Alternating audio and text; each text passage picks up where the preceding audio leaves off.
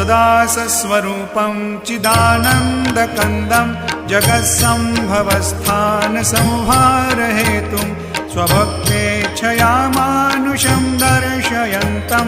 नमामीश्वरं सद्गुरुं सायिनाथं भवद्वान्तविध्वंसमार्तण्डमीड्यं मनोवागतीतं मुनिर्ध्यानगम्यं जगद्व्यापकं निर्मलं निर्गुणत्वां नमामीश्वरं सद्गुरुं सायिनाथं भवाम्भोधिमग्नार्दितानां जनानां स्वपादाश्रितानां स्वभक्तिप्रियाणां समुद्धारणार्थं कलौ सम्भवन्तं